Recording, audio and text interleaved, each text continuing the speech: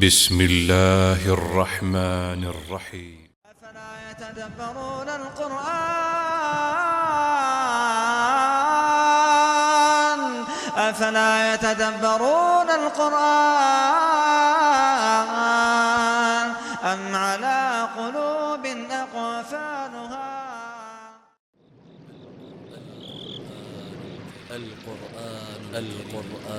القرآن الكريم كتاب أنزلناه إليك مبارك ليدبروا آياته وليتذكر أولو الألباب.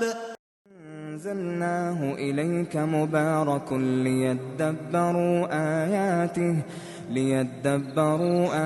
پر نازل کی ہے بابرکت ہے تاکہ لوگ اس کی آیتوں میں غور کریں اور الحمد لله رب العالمين الرحمن الرحيم مالك يوم الدين إياك نعبد وإياك نستعين. الحمد لله وكفى وسلام على عباده الذين اصطفى اما بعد. محترم سامعین، یہ ایاک نعبد و ایاک نستعین پر گفتگو ہو رہی تھی. عبادت کا معنی بتایا تھا. بات یہ چل رہی تھی کہ عبادت کے ساتھ اللہ رب العالمین نے فوراً و ایاک نستعین اور دونوں میں حصر ہے، یعنی ترجمہ ہوگا ایاک نعبد، اللہ ہم صرف آپ ہی کی عبادت کرتے ہیں، اور اسی طرح سے وَإِيَّاكَ نَسْتَعِينُ، اور اللہ اسی طرح ہم صرف آپ ہی سے مدد مانگتے ہیں. یہ بات چل رہی تھی کہ گفتگو یہ ہو رہی تھی پچھلے درس میں کہ عبادت کے بعد فوراً اللہ تعالیٰ نے نستعین یعنی استعانہ کا تذکرہ کیوں کیا. اس کی دو وجہ ہے. ایک وجہ تو میں نے یہ بتائی تھی کہ عبادت الہی بھی اللہ تعالیٰ کی نصرت اور مدد کی محتاج ہے. انسان ایاک نعبد میں جو اللہ تعالیٰ سے وعدہ کرتا ہے اللہ ہم صرف آپ ہی کی عبادت کرتے ہیں، تو یہ عبادت الہی کی ادائیگی بھی انسان کب کر سکتا ہے؟ جبکہ وَإِيَّاكَ نَسْتَعِينُ، اللہ تعالیٰ کی مدد اور اللہ تعالیٰ کی نصرت شامل حال ہو. اگر اللہ رب العالمین کی مدد اور استعانہ نہ ہمارے ساتھ ہو تو انسان عبادت نہیں کر سکتا. اس کی میں نے کئی مثالیں دی تھیں. اذان سنتے ہیں تو سارے کلمات کو وہی لوٹاتے ہیں اللہ اکبر اللہ اکبر، لیکن جب کہتا ہے حی علی الصلاۃ، آؤ نماز کی طرف، حی علی الفلاح، تو نبی علیہ السلام نے کیا فرمایا؟ کیا کہو؟ لا حول ولا قوت الا باللہ.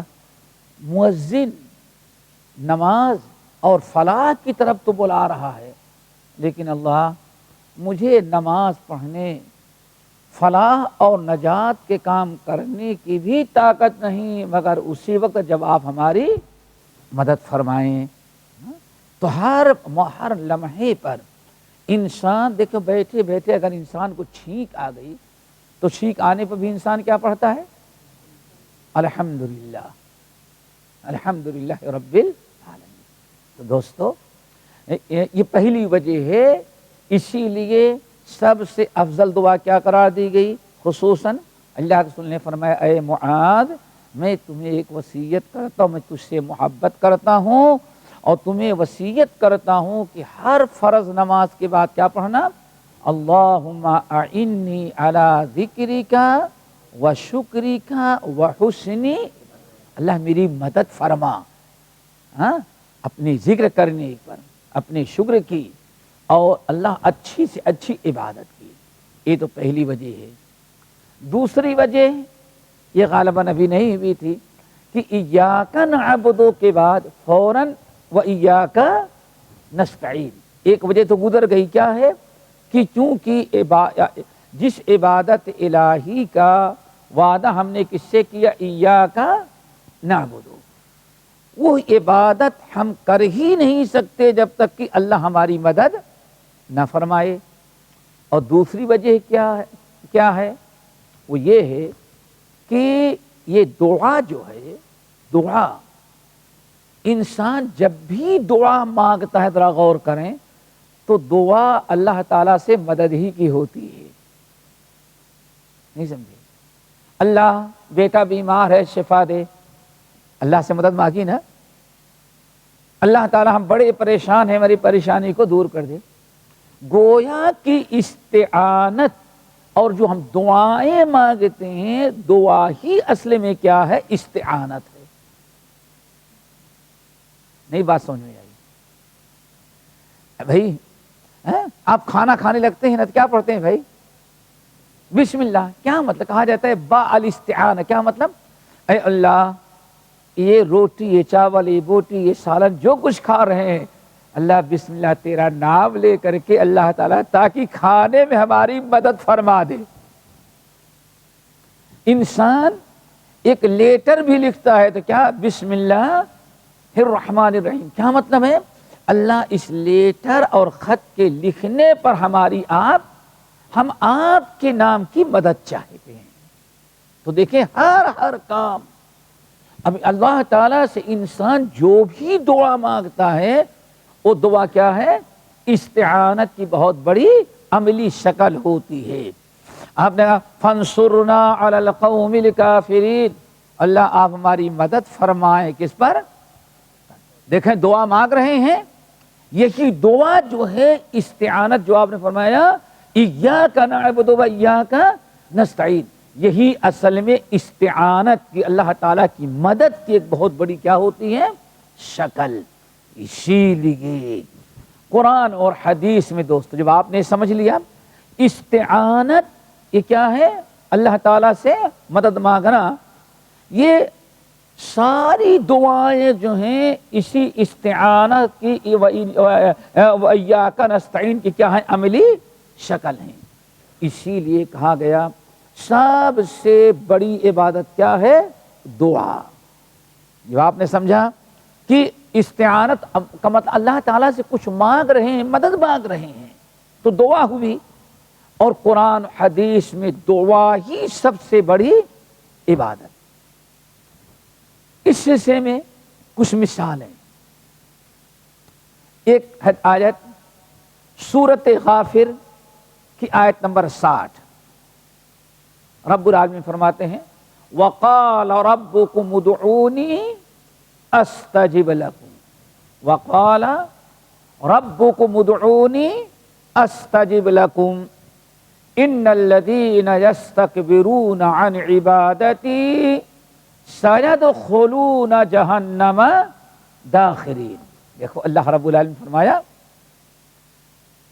پہلے تو آیت کو غور سے سنیں، وَقَالَ رَبُّكُمْ، میرے بندو ذرا سنو، تمہارے رب نے تم کو وَقَالَ لَكُمْ رَبُّكُمْ، دیکھو اللہ اکبر، یہی کہا، ایک بڑی اہم بات کہتے ہیں لوگ مفسرین، آدم علیہ السلام سے لے کر کے آدم علیہ السلام سے لے کر کے حضرت عیسیٰ علیہ السلام نہیں، حضرت عیسیٰ علیہ السلام تک اللہ تعالیٰ نے جب بھی اپنے بندوں کو اپنا کوئی پیغام پہنچایا تو بندوں کو ڈائریکٹ خطاب نہیں کیا، بلکہ نبی کو خطاب کیا اور نبی کو حکم دیا کہ اپنے امتیوں ہمارے بندوں کو پہنچائے۔ آئی بات سمجھ میں نا؟ لیکن امت محمد صلی اللہ علیہ وسلم کی کا کمال اور اس کا مقام یہ مرتبہ ہے کہ اللہ تعالیٰ بہت سارے مقامات پر اپنا ڈائریکٹ خطاب کر کے اپنے بندوں کو اپنا پیغام دیا ہے۔ کچھ فرق محسوس ہوا؟ اور وہی احکام، وہی آیات قرآن پاک کی جس میں اللہ رب العالمین نے ڈائریکٹ اپنے بندوں کو خطاب کیا، انہی میں سے ایک مقام یہ ہے کیا؟ وقال ربکم ادعونی، اور تمہارا رب تم کو کہہ رہا ہے، کیا کہہ رہا ہے تمہارا رب؟ ادعونی، میرے بندو میری مجھ سے دعا کرو، ادعونی کیا؟ مجھ سے دعا کرو، مجھ سے مانگو، ادعونی میرے بندو مجھ سے دعا کرو، استجب لکم، ہم تمہاری دعائیں قبول کرتے ہیں۔ بات بڑی بات ہے، آیت میں اللہ تعالیٰ نے دعا مانگنے کا حکم دیا اور قبولیت دعا کا وعدہ کیا۔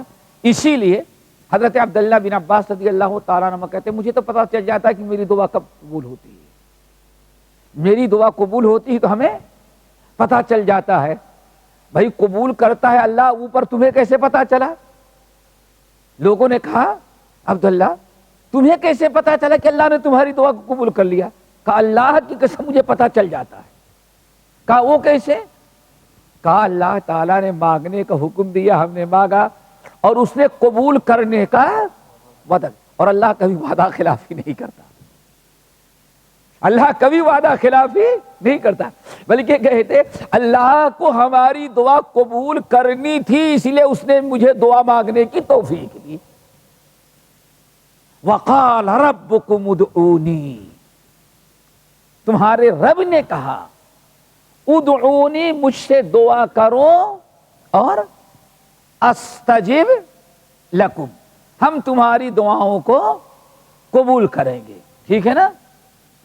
اتنا تو ہو گئی آیت۔ اب آگے ذرا سنو، ان الذین یستکبرون عن عبادتی سیدخلون جہنم داخرین، بے شک ان الذین، بے شک جو لوگ یستکبرون عن عبادتی، ہماری عبادت کرنے سے کتراتے ہیں، اپنی انسلٹ اور توہین سمجھتے ہیں، ہمارے سامنے ہاتھ پھیلانے سے کتراتے ہیں، سیدخلون جہنم داخرین، ان قریب ان کو ذلیل اور خوار کر کے جہنم میں داخل کر دیں گے۔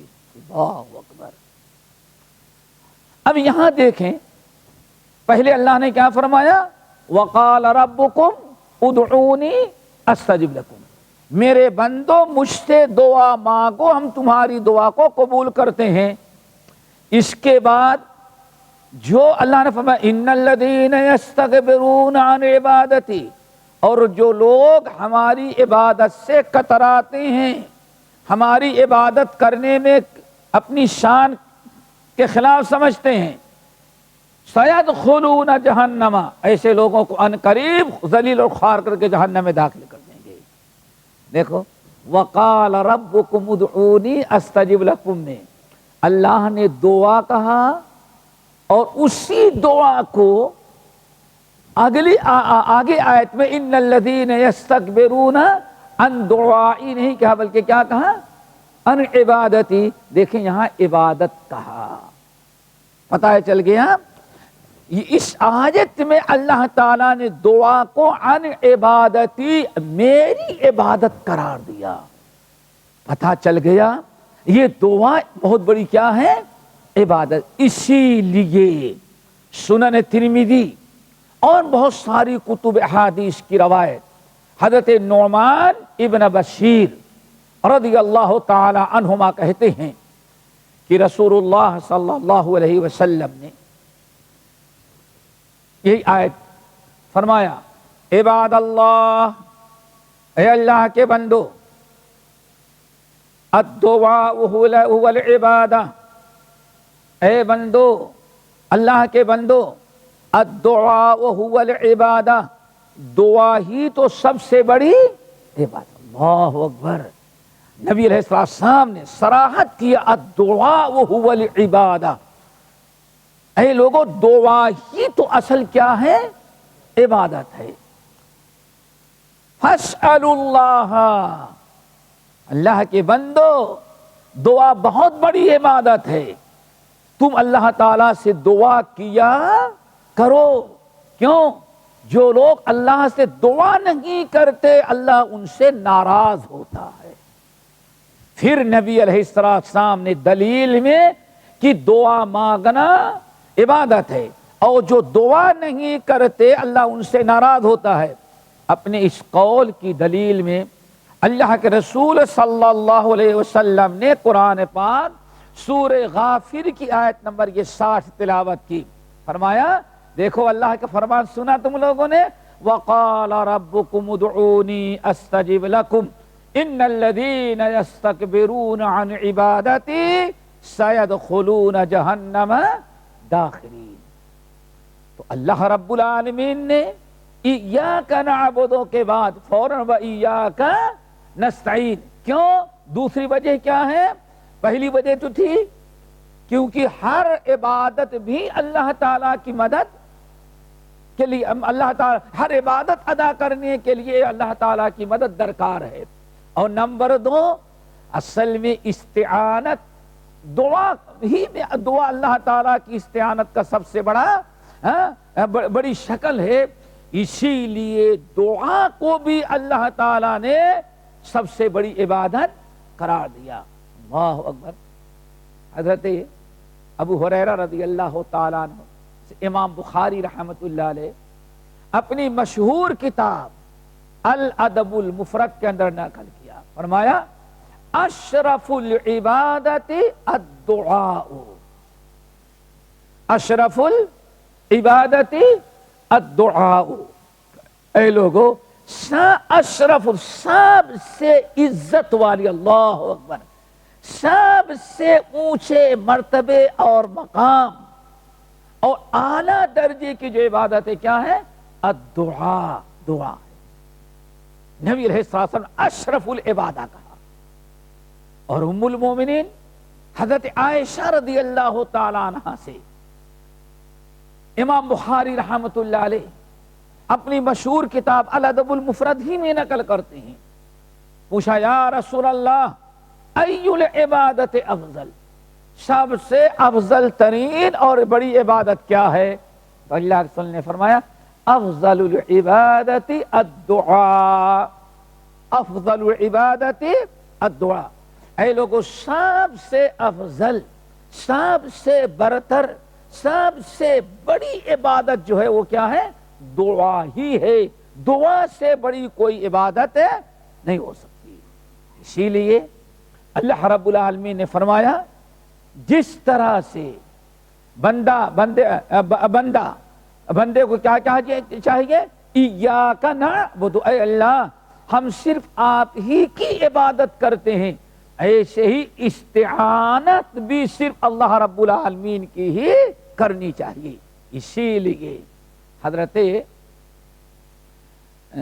امام ترمذی ہیں، بہت سارے لوگوں نے حدیث نقل کی، بڑی مشہور حدیث عبداللہ ابن عباس رضی اللہ تعالی عنہما کی، اور ماشاءاللہ اس حدیث میں تقریباً 15 چیزیں اللہ کے رسول نے بیان کی ہیں۔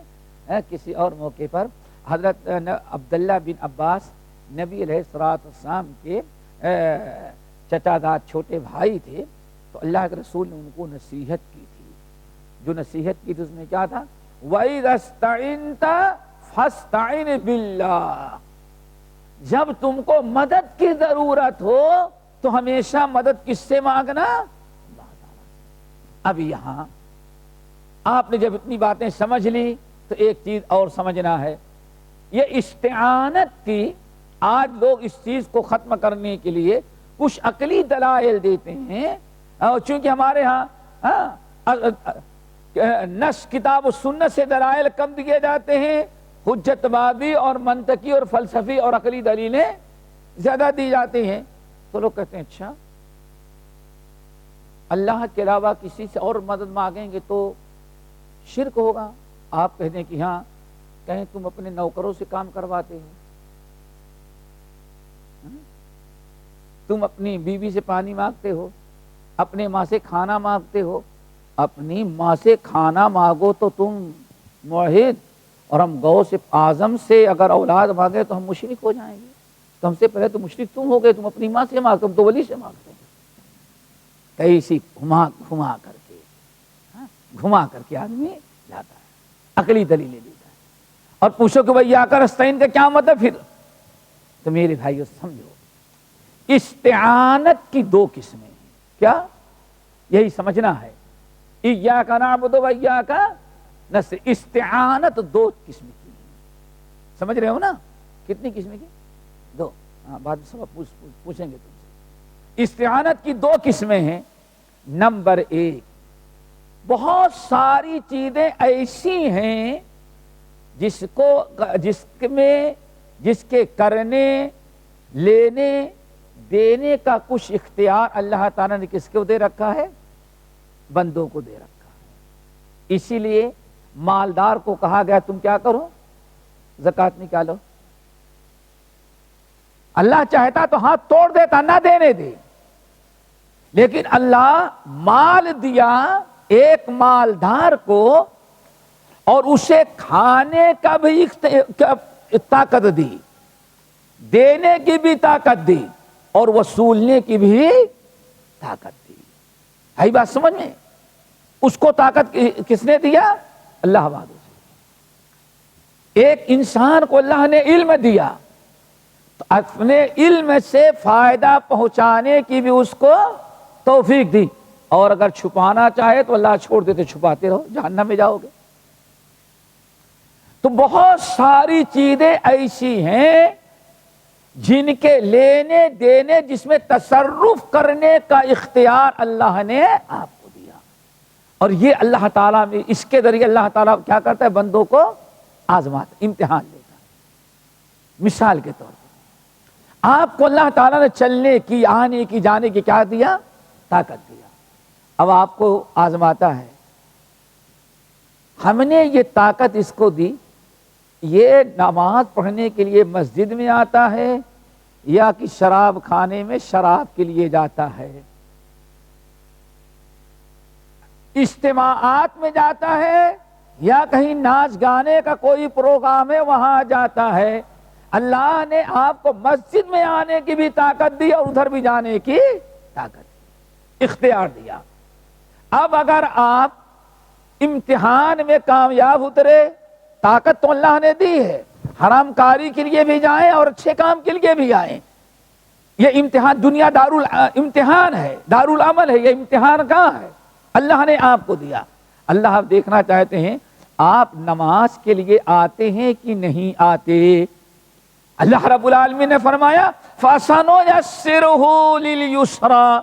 اب جو نیکی کی طرف آتا ہے ہم اس کے لیے نیکی کا راستہ آسان کر دیتے ہیں، اور اگر کوئی برائی کی طرف جانا چاہتا نُوَلِّهِ مَا تَوَلَّىٰ، اس کو بھی ہم چلنے دیتے ہیں. کسی پر اللہ زبردستی نہیں کرتا.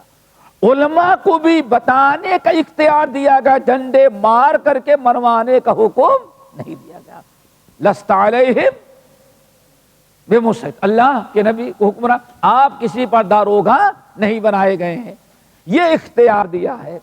ایسے ہی ایک مالدار کو اللہ نے مال دے کر کے اختیار دیا ہے تھوڑا سا، کیا کہ چاہے تو غریبوں کو دے کر کے ثواب کمائے اور چاہے تو حرام کاری میں خرچ کر کے گناہ کرے. شوہر کو، عورت کو اتنا اختیار دیا ہے، ماں کو اتنا اختیار دیا ہے کہ بچہ کچھ مانگے تو اس کو دے.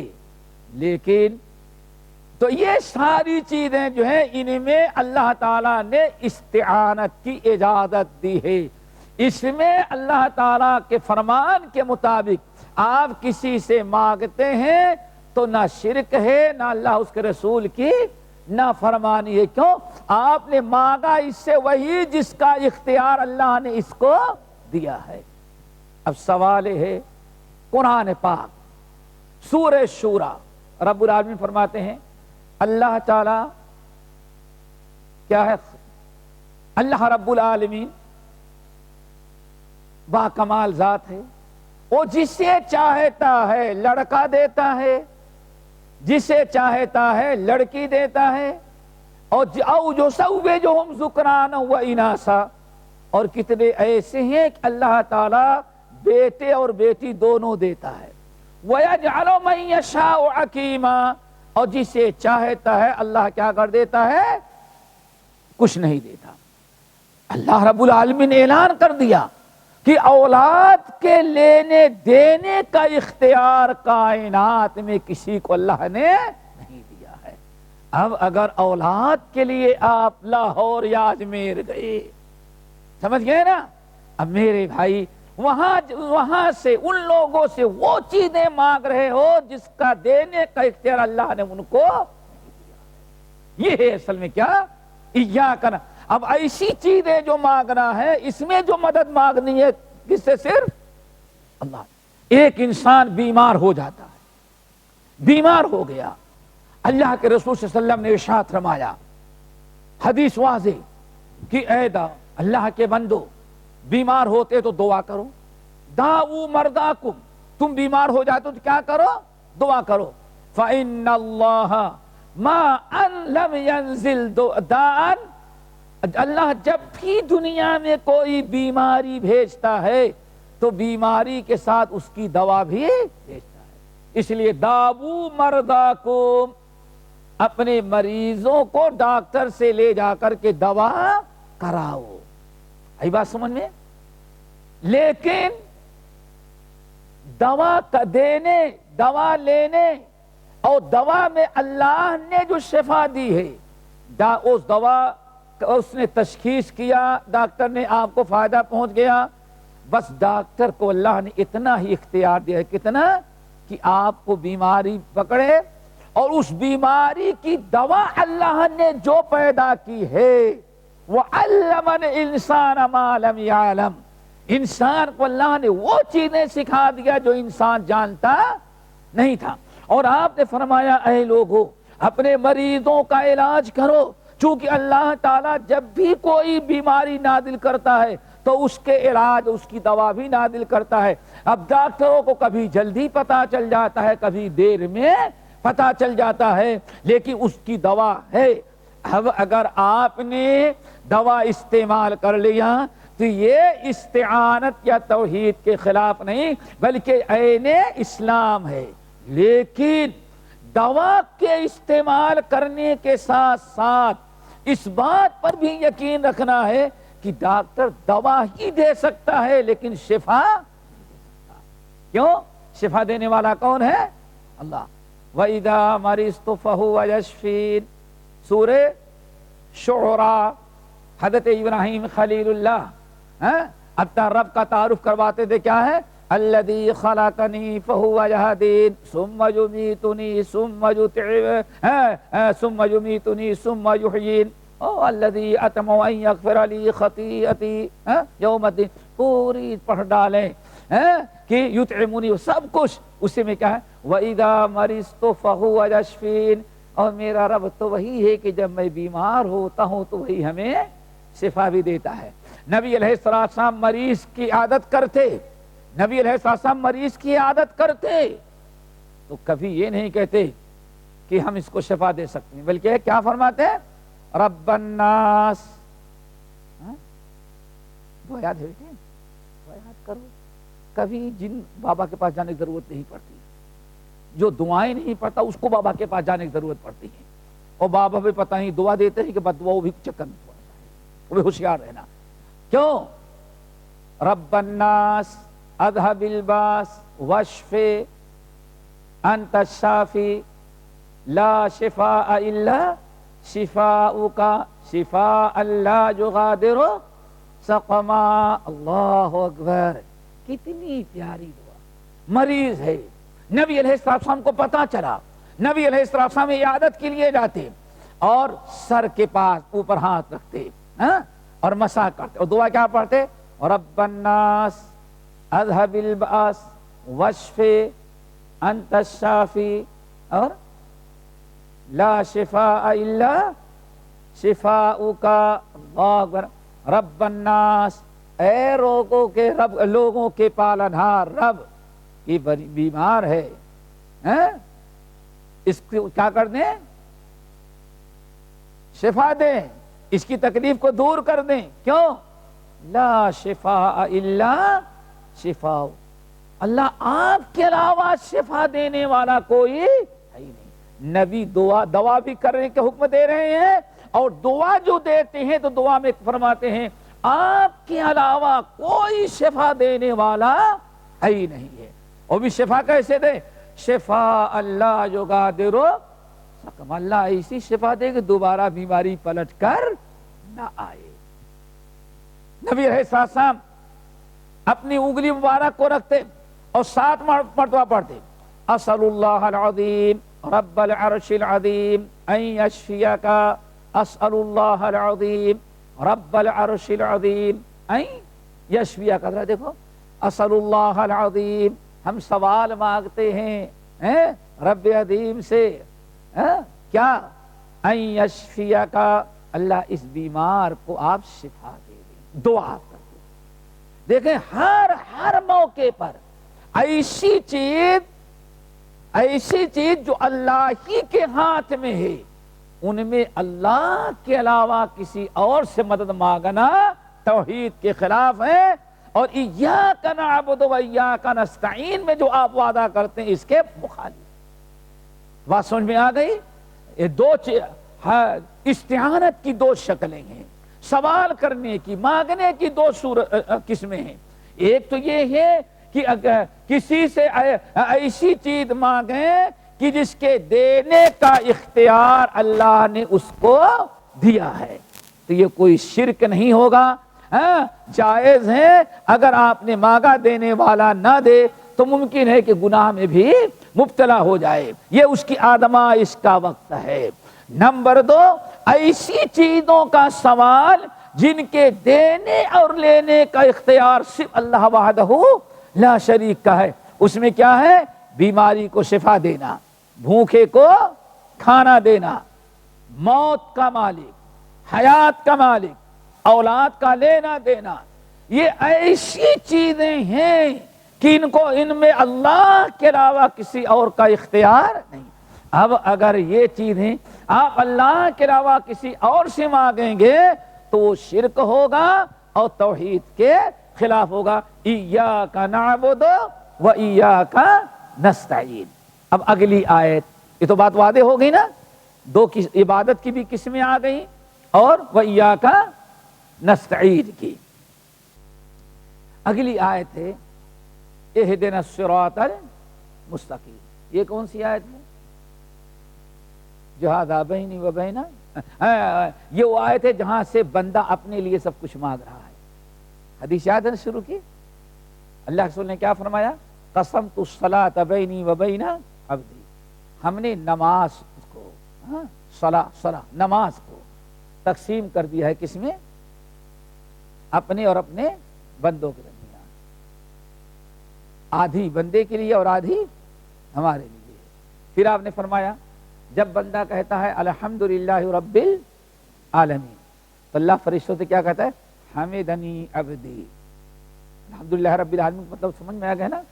اور جب کہتا ہے الرحمن الرحیم تو اللہ تعالیٰ فرماتا اسنا علی عبدی، ٹھیک ہے نا؟ جب تیسری آیت پڑھا مالک یوم الدین تو اللہ فرماتے مجدنی عبدی، فرشتوں دیکھو میرے بندے نے تو میری بڑی بزرگی بیان کر دی، عقیدہ رکھتا ہے، اعلان کرتا ہے کہ قیامت کا مالک صرف آپ ہی ہے۔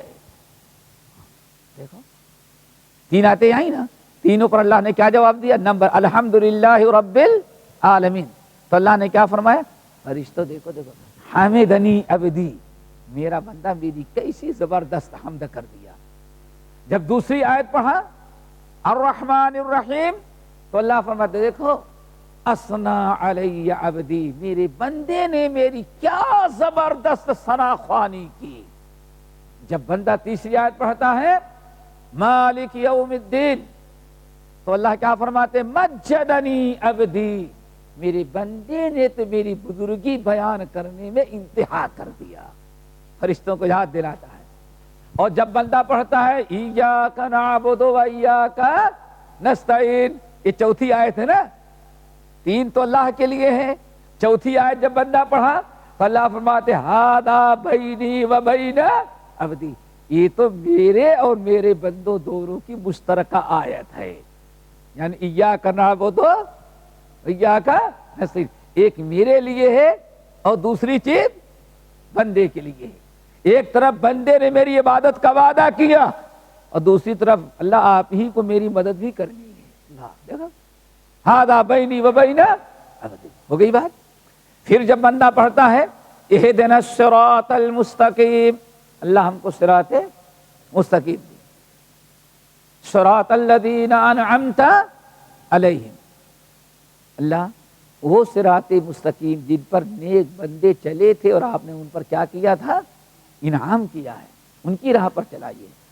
نمبر 3 غیر المغضوب علیہم ولا الضالین، تو اللہ کیا فرماتے ہیں؟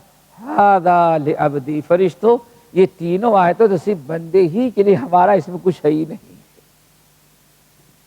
ابتدائی 3 آیتیں صرف کس کے لیے اللہ نے فرمایا؟ ھذا لی، صرف میرے لیے ہے۔ اور ایاک نعبد و ایاک نستعین بینی و بین عبدی، اور جب بندے نے کہا آخر میں اہدنا الصراط المستقیم تو اللہ نے فرمایا ھذا لعبدی، یہ تینوں آیتیں تو صرف بندے کے لیے ہیں۔ پھر آگے وَلِعَبْدِي مَا سَأَلَ، فرشتوں گواہ رہو میرے بندے نے ہم سے جو سوال کیا میں نے اس کو دے دیا۔ یہ ہے میرے بھائی۔ تو اب اہدنا الصراط المستقیم سے لے کے 3 آیتیں ہیں، اللہ کے رسول نے فرمایا کہ بندہ کس کے لیے، یہ سب کس کے لیے ہے؟ بندے کے لیے۔ ان میں پہلی اہدنا الصراط اہدنا، اہدے نا، یہ 2 جملہ ہے۔ اہدے کے معنی ہدایت دے اور نا کے معنی ہم کو۔ یہاں بندہ اللہ تعالیٰ سے ہدایت مانگتا ہے۔ ہدایت بھی 2 طرح کی ہے، اس کو بھی اچھی طرح سے سمجھیں۔ کیوں؟ آپ یہاں کھڑے ہیں نیت باندھ کر کے، اور کیا اللہ تعالیٰ ہم کو صراط مستقیم پر آپ ہیں تبھی تو نماز پڑھنے کے لیے آئے ہیں۔ وہ جو بیٹھا ہے بات کرتا ہوا، فلم دیکھتا ہوا ہے، چائے پیتا ہوا ہوٹل پر، وہ ہدایت مانگتا تو ٹھیک ہے، وہ اس کو ہدایت نہیں ملی ہے۔ اور آپ جو مانگ رہے ہیں اب تو آپ کو ہدایت ملی ہے، تبھی آپ کہاں تک آئے ہیں؟ مسجد میں۔ تو اس کو سمجھنے کے لیے اس طرح سے سمجھیں کہ ہدایت کی کتنی قسمیں ہیں؟ 2۔ ایک ہدایت کیا ہے؟ رہنمائی کر دینا، ہدایت یعنی راستہ بتا دینا، اراءۃ الطریق یعنی راستہ بتا دینا۔ اب وہ راستہ پکڑے یا نہ پکڑے دوسری بات، لیکن آپ نے راستہ بتا دیا۔ کسی کو یہاں سے الفجیرہ جانا ہے، کسی نے آپ سے پوچھا بھائی ہم کو الفجیرہ جانا ہے، آپ نے فرمایا یہ ہائی وے ہے پکڑو، آگے برج سے رائٹ لو تم فجیرہ پہنچ جاؤ گے۔ آپ نے بتا دیا نا، یہ ہدایت کی پہلی قسم ہے، اس کو کہتا ہے راستہ واضح کر دینا، راستہ بتا دینا۔ الحمدللہ، جیسے اما ثمود فہدیناہم فاستحبوا العمی علی الہدی، اللہ فرماتے ہیں قوم سمود کو تو میں نے ہدایت دی، لیکن ان بدبختوں نے ہدایت کو چھوڑ کر کے کس کو اختیار کیا؟ گمراہی کو۔ ہدایت کا راستہ اللہ نے ان کو بتایا نہیں، ہم نے قوم سمود کو ہم نے ہدایت کا راستہ بتا دیا، کس کے ذریعے؟ اپنے نبی کو بھیج کر کے ہدایت کا راستہ بتا دیا، یہ ہدایت کا راستہ ہے، اس یہ صراط مستقیم ہے، اس پر تم چلو۔ لیکن قوم نے سن لینے، دیکھ لینے، واضح ہو جانے کے بعد بھی اللہ فرماتے ہیں ہدایت قبول کرنے کے بجائے کیا قبول کیا؟ ضلالت۔ انا ہدیناہ السبیل، ہم نے ہدایت تو بتا دیا، اب بندے کا اپنا کام ہے اما شاکرا و اما کفورا۔ اب بندے کا اپنا کام ہے، چاہے جنت میں جانا چاہے تو ہدایت قبول کرے، اور جنت میں نہیں جانا چاہتا تو ہدایت سے محرومی اختیار، اس اپنا کام ہے۔ لیکن ہدایت ملی اس کو، کیا؟ ہدایت کا مطلب ہدایت کی راہ بتا دینا۔ اور ایک ہے ہدایت کا معنی، اللہ اکبر، ایک ہدایت کا معنی یہ ہے کہ آپ کو کوئی راستہ بتاتا بھی ہے، اچھا ایسا کرو ہم تم کو وہاں تک پہنچا دیتے ہیں۔ کسی نے کہا ہم کو فجیرہ جانا ہے، کہا ارے کوئی بات نہیں ہمارے پیچھے ہم پہنچا دیتے ہیں آپ۔ اس کو بھی کہا جاتا ہے کیا؟ ہدایت۔ دو قسمیں ہو گئیں۔ اب ہدایت جس کو مل گئی ہے، یہاں جن لوگوں کا تذکرہ اہدنا الصراط المستقیم، یہ وہی لوگ ہیں جن کو اللہ نے ہدایت دے دیا ہے۔ کیوں ہدایت دیا؟ تبھی مسلمان بنے، ہدایت دیا تبھی نماز کی پابندی کرنے کے لیے مسجد میں آ رہے ہیں۔ اب یہاں ہدایت کا مطلب کیا ہوگا؟ اے اللہ، ہدایت کا مطلب ہوتا ہے کہ اس جگہ اللہ ہماری ہدایت میں اور اضافہ کر دے اور مرتے دم تک ہدایت پر قائم رکھنا۔ ہدایت مل گئی ہے لیکن کل آنے والا دن کیسے ہوگا یہ پتا نہیں، اسی لیے اللہ تعالی سے بندہ روزانہ دعا مانگتا ہے، 5 وقت کی نماز میں جتنی رکعتیں پڑھتا ہے، یہ دین الصراط المستقیم، اللہ ہم کو صراط مستقیم پر ضرورت اس کی ہے۔ ہدایت پر آپ ہیں لیکن آئندہ بھی ہدایت پر رہنے کی آپ دعا مانگتے ہیں، کیوں بھائی نہیں؟ اور بندہ ہدایت مانگتا ہے تو مل جاتی ہے، کیوں؟ اللہ کا وعدہ وَيَهْدِي إِلَيْهِ مَن يُنِيبُ وَيَهْدِي إِلَيْهِ مَن يُنِيبُ، اور جو اللہ کی طرف آتا ہے، اللہ فرماتا ہے اس کو اللہ ہدایت دے دیتا ہے۔ لیکن یہاں ایک چیز ہے عملی طور پر ذرا دیکھو، رمضان لگتے ہی ماشاءاللہ پھر نمازیوں کو ذرا دیکھیں مسجد چھوٹی ہو جاتی ہوگی، پہلا عشرہ تو مشکل سے جگہ ملتی ہے، او باہر تک ماشاءاللہ، اور آپ سے پہلے اول وقت، لیکن پھر 10 دن کے بعد ذرا گھٹنا شروع ہو گئے، آخری عشرے تک صرف وہی پرانے گھسے پیٹے تعداد والے رہ گئے، صرف 27ویں شب کو پھر مسجد بھر جاتی ہے اور فجر تک، اور برابر ہدایت مانگتا ہے اہدنا الصراط المستقیم، لیکن پھر بھی ہدایت سے محروم ہو جاتا ہے۔ وجہ کیا ہے؟ یہی سمجھنا ہے دوستو، ہدایت تو مانگتا ہے نا بھائی، ہفتے میں آپ بتائیں، چھوڑے کل جمعہ تھا نا، کل آدمی جمعے کی رکعت میں آیا، جتنی رکعتیں پڑھا ہر ایک میں اہدنا الصراط المستقیم مانگا، ٹھیک ہے نا؟ امام نے غیر اہدنا الصراط المستقیم صراط الذین انعمت علیہم پوری سورت پڑھا تو پیچھے اس نے بھی کیا کہا؟ آمین۔ کل گزر گیا نا، لیکن جمعے کے بعد عصر میں پھر غائب ہو گیا وہ، اب اگلے ہی جمعے میں آئے گا، اب درمیان میں کبھی مسجد آنے والا ہدایت تو مانگ رہا ہے لیکن پھر بھی ہدایت بے ہدایت ہے، وہ وجہ کیا ہے؟ کیا اللہ اس کی دعا کو قبول نہیں کرتے؟ اللہ تعالیٰ کو کوئی عداوت تو نہیں اس سے؟ آپ کو دیا اس کو اللہ نے بھگا دیا، اللہ نے اس کو نہیں دیا، آپ سے زیادہ نہا دھل کر کے شاید آیا ہو کل رمضان میں، آپ سے زیادہ اچھے کپڑے پہن کر کے، وہ تو اسپیشل رمضان کے لیے جوڑے بھی تیار کرواتا ہے، لیکن رمضان ہوتے ہی پھر اللہ نے 11 مہینے تک کے لیے دور کر دیا مسجد۔ وجہ کیا ہے؟ مانگ تو رہا ہے اہدنا الصراط المستقیم، وجہ کیا ہے؟ اصل میں اس سال بھر جو نماز نہیں پڑھ رہا تھا، اس نے پہلے ہی سے ارادہ کیا ہے کہ رمضان لگا ہے، اب تو رمضان میں نماز، اس نے صرف نیت رکھی تھی نماز پڑھنے کے لیے، کتنے دن کی؟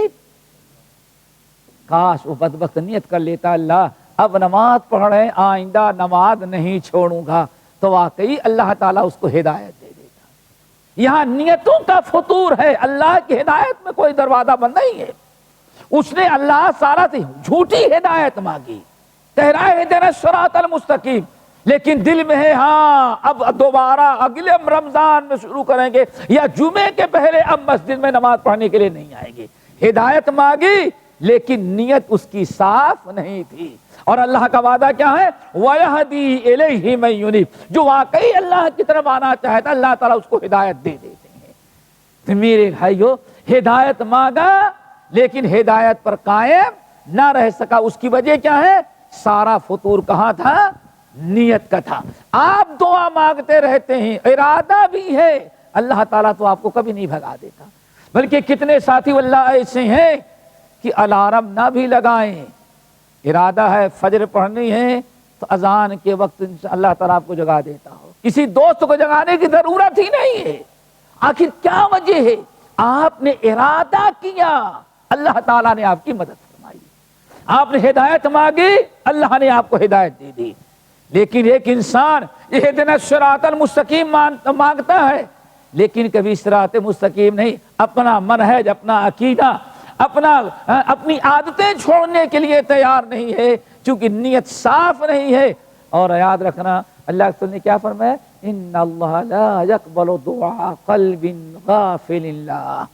جو غافل دل کے ساتھ اخلاص کے ساتھ دعا نہیں مانگتا اللہ اس کی دعا کو قبول نہیں کرتے. تو اہدنا الصراط المستقیم، یہ بندہ جو اللہ تعالیٰ سے مانگتا ہے تین چیزیں، اس میں پہلی چیز ہے. باقی انشاءاللہ صراط مستقیم پر اگلے ہفتے اقول قولی ھذا واستغفر اللہ من کل ذنب واتوب إليك مبارك ليدبروا آياته نازل کی ہے بابرکت ہے تاکہ لوگ اس کی آیتوں میں غور کریں اور